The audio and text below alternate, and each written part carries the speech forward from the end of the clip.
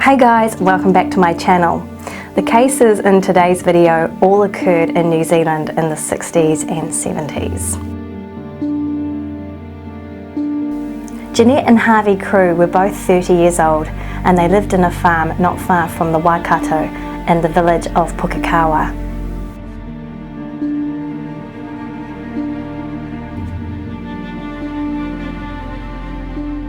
Harvey was shot in the head while he sat in his armchair in front of the fire, while Jeanette was clubbed over the head and then later shot in the living room.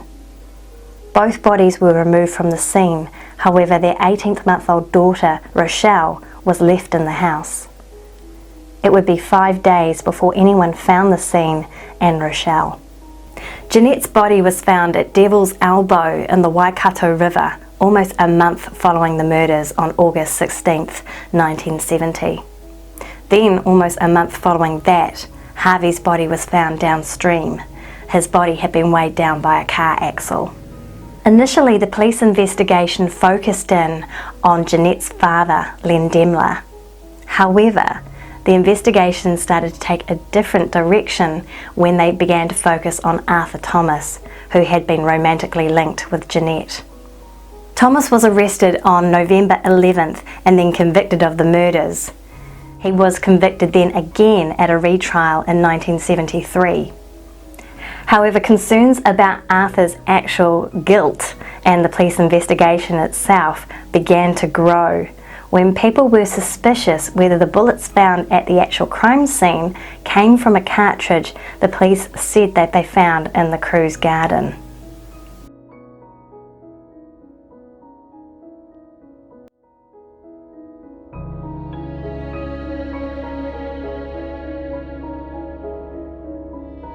Thomas was eventually pardoned in 1979 and paid $1 million in compensation. A royal commission set up to investigate the wrongful conviction found that officers involved in the case, Bruce Hutton and Len Johnson, had planted the cartridge case from Arthur Thomas's own rifle. Amazingly, no officer was ever charged for this, and no one else was ever arrested for the murders. In 2010, Rochelle Crewe requested that the initial investigation be put under review. Controversially, the police decided to do this in-house. After 4 years, the review was unable to say who actually killed the Crews. However, they did say there was significant physical evidence linking the Arthur Thomas farm to the murders. They went on to say that it was highly probable that the murder weapon was a .22 rifle that belonged to Arthur Thomas. The review concluded that infant Rochelle was able to stay alive without food and water for 5 days, despite witnesses saying they saw someone coming and going from the Crewe house before the murders were discovered. Evidence from a farm labourer working on the farm opposite of the Crewe property told of a woman and a passerby mentioned sensing a child on the Crewe property between the dates of the alleged shooting and the discovery of the disappearance. Now, this review eventually cleared Len and Norma Demler, this was Jeanette's parents, of anything to do with the murders. However, it went on to say that Arthur Thomas may have committed the murders, but he may also have been innocent. Now, despite the findings of the 1980 Royal Commission, this review said that there could have been the possibility that the police planted the shell casing, but there was insignificant evidence to say that they actually did it. The police have officially apologised to Rochelle Crewe for the mistakes made in the initial investigation. However, they have never apologised to Arthur Thomas. Des Thomas says the police review was, quote, bloody disgusting, and labelled it as a whitewash. We've been unable to contact Arthur Thomas about the review. He's on holiday and his brother Des has also not been able to get in touch with him. But Des Thomas told me the findings about the planted evidence and Bruce Hutton are no surprise to him and change nothing. That's a finding of the Commission of Inquiry back in 1980. Why didn't they accept that then and charge Hutton with planting evidence? Why do you think that there wasn't an investigation after the Royal Commission of Inquiry? Well, because the police won't agree or admit that they've planted evidence unless they have to. This way, they've admitted part of the planting. They want closure, so then people will think, well, they don't have to look at any more of the corruption, and then they don't have to look at who's responsible for murdering the Crews. The review says that there is no significant new evidence. Of course, there's plenty of evidence, and this is what the Thomas family are concerned about, is that we've got a lot of evidence, but Andy Lovelock and Gary Lendrum won't entertain it, because if they do, and they solve the Crewe murders, then it's going to, all this manufactured and planted evidence will have to be addressed. All the evidence hasn't been destroyed. That's a myth. At the end of the day, Rochelle Crewe wanted to know who murdered her folks, and that's what we want to know. Well, we have an idea, we've got evidence, but the point is that we all want justice at the end of the day, and you're not going to get it from this review that took 4 years and doesn't tell us anything. The review exonerates her grandfather. Yeah, but they can't do that. You just can't eliminate Len Demler just like that. Des said it appeared the police had not moved on from 1970 when they accused Arthur Thomas and denied any wrongdoing.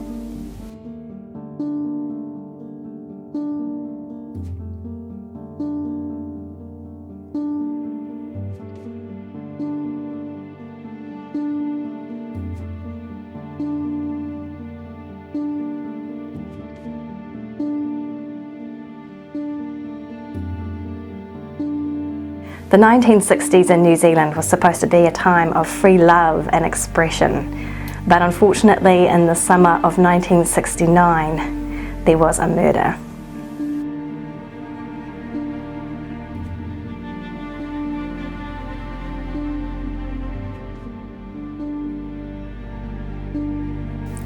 "25-year-old Jennifer Baird was a British woman who had been living in Tasmania working as a school teacher. She had come to New Zealand for a hiking trip, and her fiancé was set to meet her later in the Milford Sound. On New Year's Eve in 1969, she had gone hiking on the west coast, but she went missing. 19 days later, her body was found under the Haast River bridge, partially clothed. We found Jennifer Baird's body here. Initially, the area was fairly heavily overgrown. The police moved in and cleared the area looking for clues. The body itself was badly decomposed. Indeed, the police have not as yet received the pathologist's report telling them how she died. People guessed that she had been attacked, perhaps strangled while taking a toilet break. Both her backpack and her camera have never been found. Around the time of Jennifer's disappearance, a 1953-55 model Vauxhall car had been sighted in the area. This car had also been taken into several West Coast garages for repairs. So the police tracked down the owner of this car, or a car they thought was very similar to this car. The owner was Timaru truck driver Gordon Bray. He had been supposedly fishing in the area around this time that Jennifer had gone missing. They searched his car and they questioned him for 6 hours, but they never actually took him into custody. The same day Gordon Bray was taken in for questioning, a pair of trousers was found only 100 metres down the river from where Jennifer's body was found. The trousers were sent off for forensic examination, but then forgotten about for several months. When the trousers were finally examined, a receipt was found in the pocket with Gordon Bray's name on it. But despite this, and despite Emmett Mitten wanting to go ahead and charge Bray with Jennifer's murder, the Crown decided there was insufficient evidence to go forward. Now, this was not long after the Crewe murders, and this case itself became very controversial because it was thought the police had planted evidence. And I guess the police were also nervous that the public would think that this had happened too. With the duration of time taking place between Jennifer's body being found and the receipt being found in the pocket of the trousers, I guess they were nervous. There were also differences in Bray's car and also his physical appearance. Witnesses say that the person they saw Jennifer with had a pot belly and a receding hairline, but Gordon Bray didn't look like this. Bray himself later argued that he hadn't even been driving up the west coast on New Year's Eve 1969. He had in fact been driving up there on the 30th of December and was long gone by then. Gordon Bray has since died in 2003, and his family still very much maintain that he is innocent.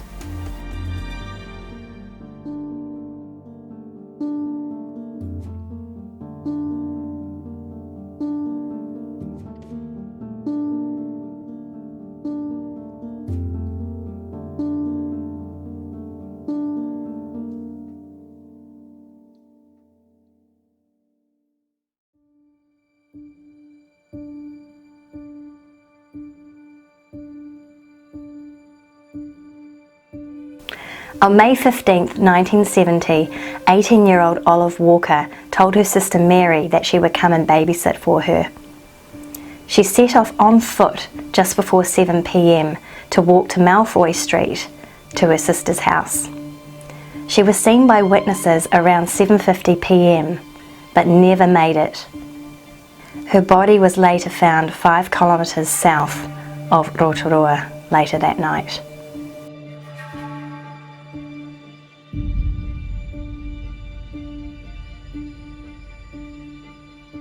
The police had very little evidence to go on. The only thing they found was a size 6 shoe print and also car tracks from a car with one odd tyre, and no one was ever arrested. The pathologist concluded that Olive was killed between 9:15 and 10:55 p.m. She died from massive skull trauma caused by a heavy blunt instrument with sharp projections. The lay-by was popular with courting couples, but no one saw anything suspicious on the night Olive was killed. Police launched a massive campaign to hunt for Olive's killer. When the investigation began, there was over 370 people classified as suspects for one reason or another. There's a possible suspect of a relative being responsible, but inquiries were corroborated that he was with his wife that night and he didn't have a vehicle or anything that fitted into that. The inquiry team also looked at rapists who, as a feature of their offending, used violence. And I can also tell you that I'm not sure how many were actually interviewed, but those type of people were also eliminated. At the end came back to the fact it was just perhaps someone completely unknown, an opportunist, someone that could have come down from Auckland or Tauranga off a ship or had a vehicle and could have just been there, an opportunist, seen someone in the street and tried to take the opportunity. There was no one that stood out from the rest. There has never been a strong suspect. Forensic examinations revealed semen in Olive's underwear, and the police believe this vital DNA evidence could be from the killer. 40 years later, an officer that was involved with the investigation, Jack Collins, said that he was pressured by the Assistant Police Commissioner, Bob Walton, to go after one of Olive Walker's relatives who had a criminal record. Jack Collins said that he was sure that this relative had nothing to do with the case and just didn't fit the evidence.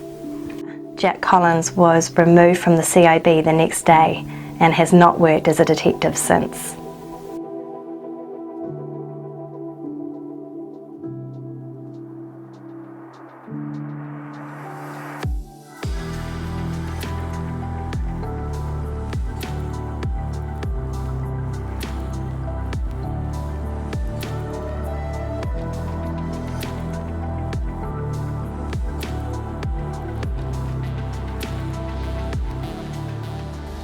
On May 31st, 1975, 18-year-old Mona Blades had wanted to travel from her home in Hamilton to Hastings, where her family lived.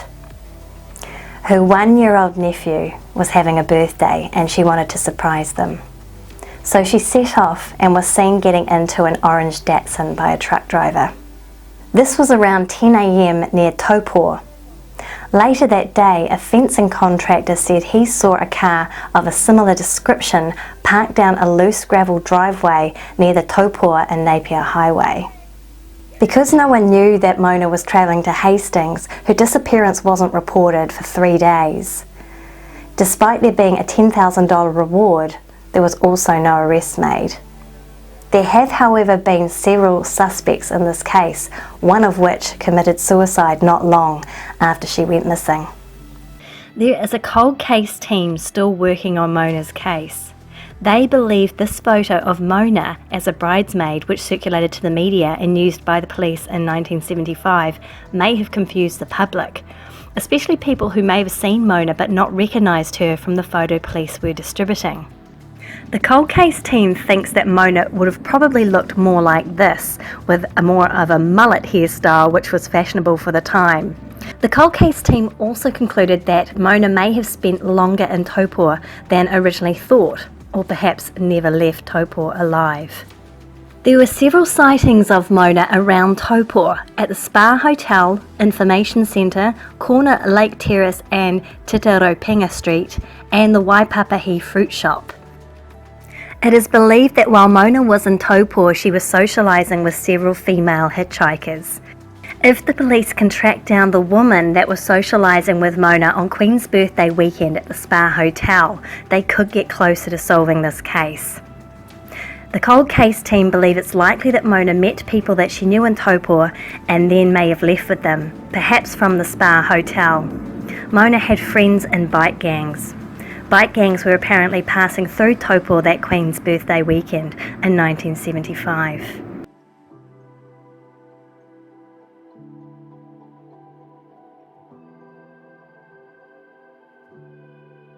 In 2012, the laundry of a home in Kororo was dug up after a tip-off that Mona's body may have been buried there, but unfortunately nothing was found. The fact that disappearances were uncommon at the time in New Zealand, and the fact that it's still unsolved to this day, makes Mona's case one of the most notorious in New Zealand.